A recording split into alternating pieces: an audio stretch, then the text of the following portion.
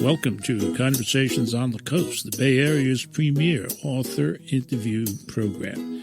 Today we are going to talk about an extraordinary novel with a lovely title, at least I think it's lovely. The title of the book is Kinder Than Solitude. It's a novel by Yiyun Li, and it's published by Random House. And Yi could not make it to the studio today, so she's off in beautiful Oakland talking on the telephone. And we're going to do the best we can. Thanks for doing it. Thank you for having me. The other novels that have come forth from your imagination and pen are listed in the front of the book.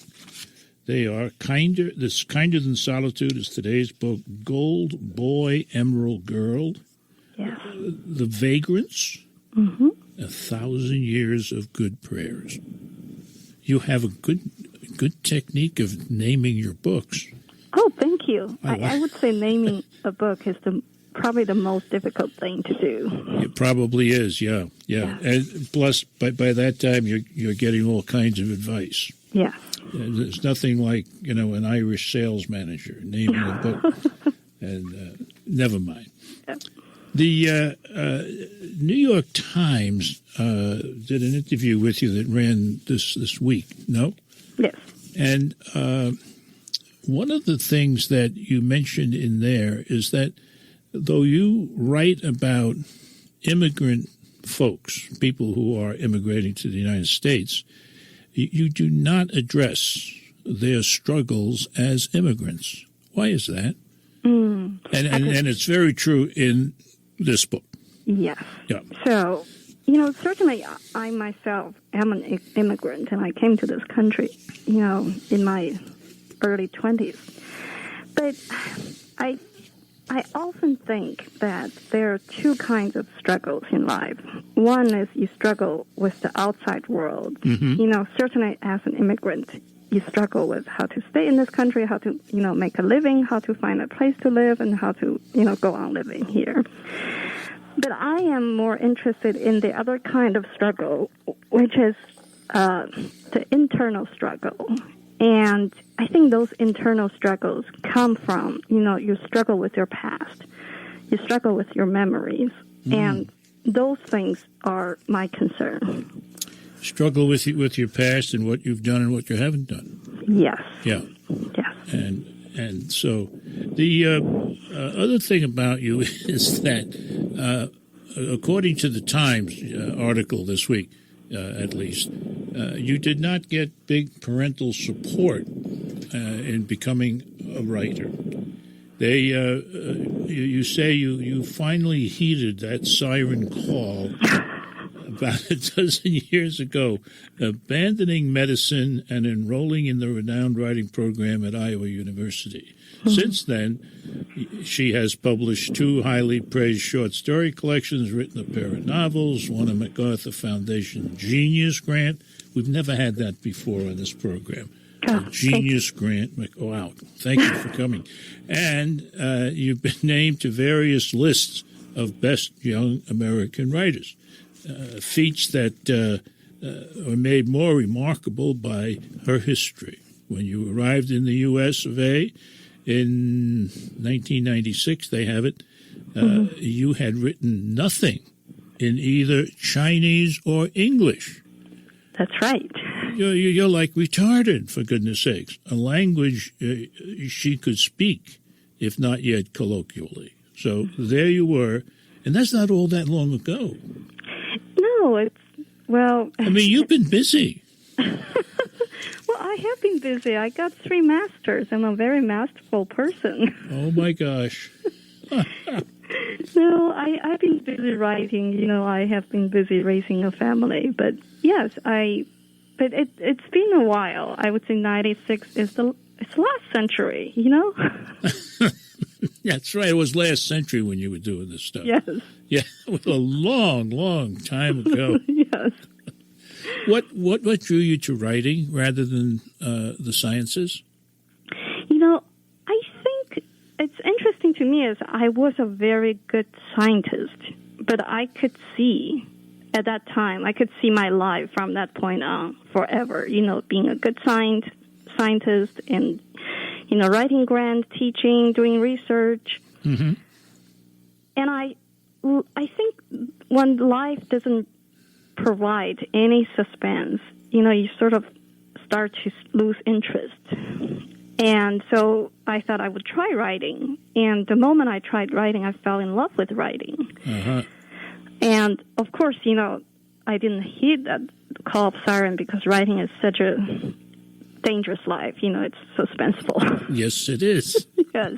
Suspenseful, you say. Yes. So that's a nice word for it. Oh, thank you. So I guess I just chose the less easy way.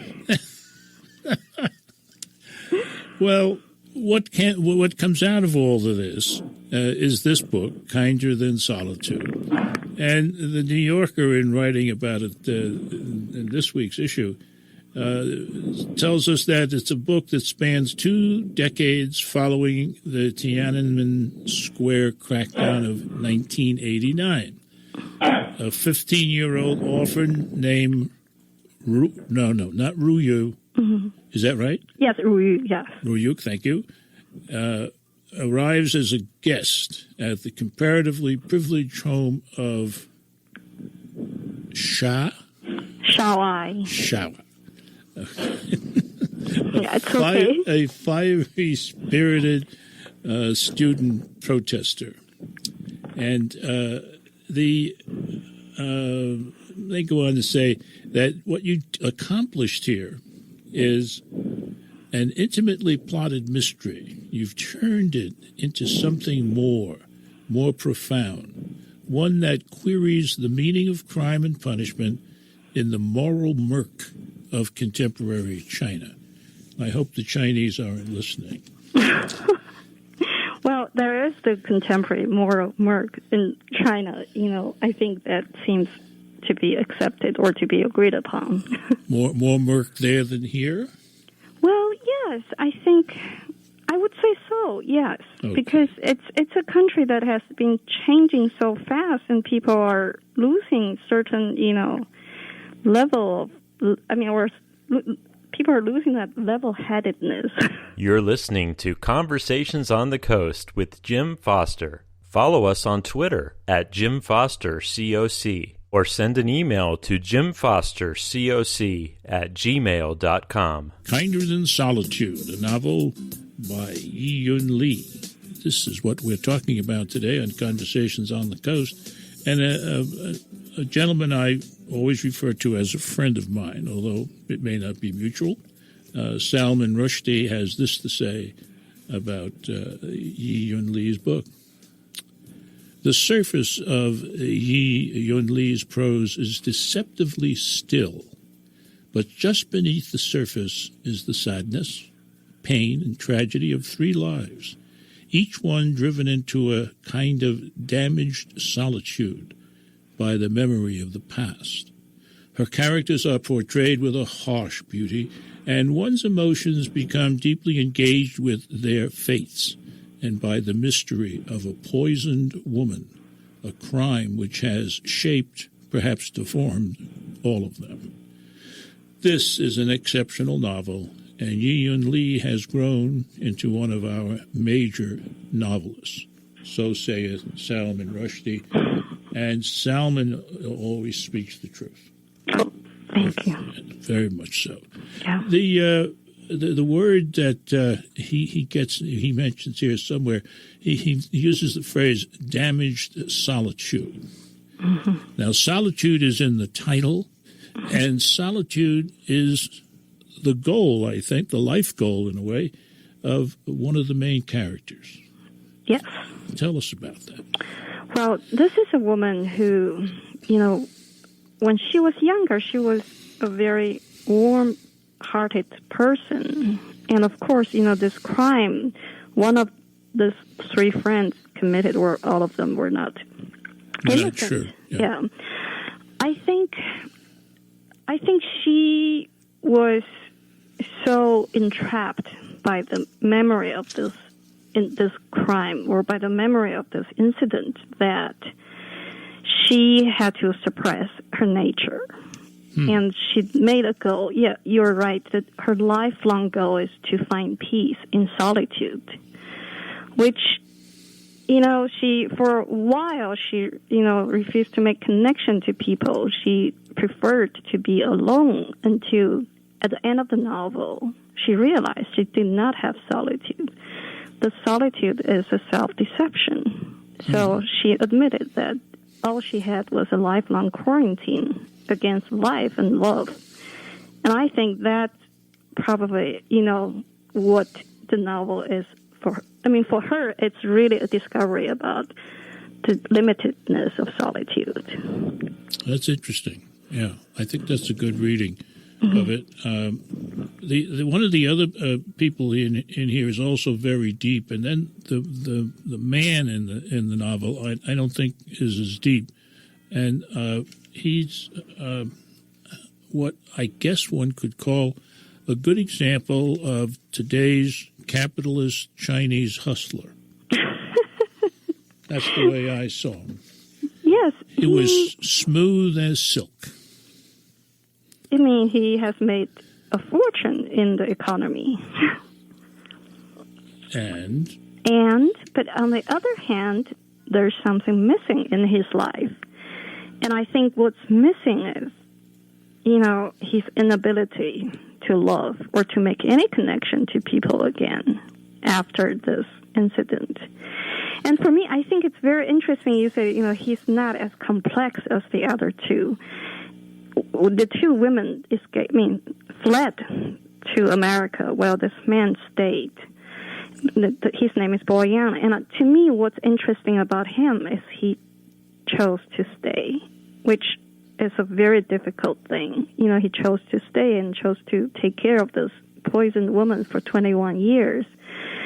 But that didn't help him to have any closure at the end.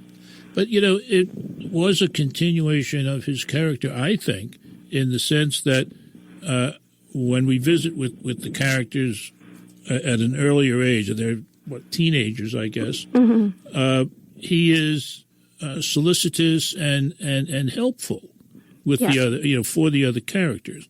Yeah. And perhaps his, staying there, strange as it seems as a decision, a life decision, is just part of the way he is. I think that's a very good reading. I think I think you really just catch what he is he needs to be there for other people. And I think for most part of his life, he has been there for all the people who really need him, although in a very, distant way. For instance, his mother also wants him to be there. Yeah. And he's there all the time for his mother, but the reason he's there all the time is to satisfy her needs, so she has no emotional control over him. Well, let's not let people get the wrong impression, though. He is one hell of a playboy. He's not. Well, come on. He drives the right car. He picks up the right women. Well, but he's, in France, they call him a bon vivant. Well, but, when he gets to know this young woman, he starts to question everything about, his life. And he cannot make a decision to seduce this woman. You're listening to Conversations on the Coast with Jim Foster. Follow us on Twitter at Jim Foster COC or send an email to jimfostercoc@gmail.com. Yiyun Li is the guest today on Conversations on the Coast. She's here to talk about her wonderful new novel called Kinder Than Solitude. Kinder Than Solitude. I don't think the book comes up with anything kinder than solitude. You don't? No, I don't know. It's interesting because the working title of the book is The Art of Solitude. Oh, I'm glad you dropped that. Oh, I know. Yeah. For a while I thought, this sounds good, but that's a deceiving title. That's an insincere title. Yeah. Because there's no art in solitude. They're not artists of solitude. No. And it also sounds like a graduate degree thesis. Oh, I know. Yeah. Yes. But Moran said, Moran, the character said, solitude is never unkind. Okay. But we all need something kinder than solitude. All right. The book is full of passages that just jump out as examples of great writing. This is one early in the book. And I'm not sure whether who's dying here, whether it's the girl in question, the woman in question, or the old man. The decaying, you write, that had dragged on for too long only turned tragedy into nuisance. Death, when it strikes, better completes its annihilating act on the first try. Do you remember that? Yes, I do. Is that about the old man dying, or? It's about everybody. Ah, okay. I think I think part of what I was trying to do is, it's not only about these three characters. It's not only about this one story. I want to look at the world through their eyes or through their stories and thinking about things. So there are a lot of thoughts I had that I put into the novel because I think it's important to, there are things in life that they're so familiar that we just skip through. Yeah, we don't look by. closely. Yeah. And I think the novel is my effort to look at everything closely. Okay. Here's another one, a brief one. Even the most innocent person, when cornered, is capable of a heartless crime. Scary but true, I think. Isn't that true? Yeah. Now, you see that all the time in the paper. You look at the police blotter reports. Yes. And, how in the name of heck did that person do it? And yes. feeling cornered. Yes. Feeling cornered. Yes. The other thing that it just comes to me about the title, Kinder Than Solitude, is the sense that solitude is universal. Solitude is something that is in all our lives, whether we strive for it or not. There come moments in life where solitude is what we get. Mm-hmm. And we have to learn how to deal with it. Learning how to deal seems to be one of the great talents of one of the characters in the book, the one named Moran. And the thing that sticks with me after reading the book is what she did with her second husband. Yes. Please tell us that story if you can. So she divorced him, and then when he was towards the end of his life, he got cancer, and for one thing, after their divorce, she would fly to see him every year on his birthday just to have lunch with him. And when he was diagnosed with cancer, she decided to move back to take care of him. And he joked with her because he knew her very well. He said, "When I died, I'm going to ask my children to put this line, survived by a loving ex-wife," in my obituary. Right, which from the obit. Yeah, which I borrowed from a real obit that I saw. Uh-huh. And I think, Moran's moving back to the divorced husband, to the ex-husband, is in a way to break out of her solitude, to say, I'm going to reach out. I'm going to make this one connection, even though it's a little late. One of the things, though, there was great generosity in a way in her flying in to celebrate his birthday and then flying out. It allowed her to continue a celebration mode with her ex-husband while not disturbing her family situation. Yes. And I think that's very, very considerate on both their parts. Yes, because she said the birthday belongs to family and friends, and so she would go there for lunch rather than for dinner. Oh, dear.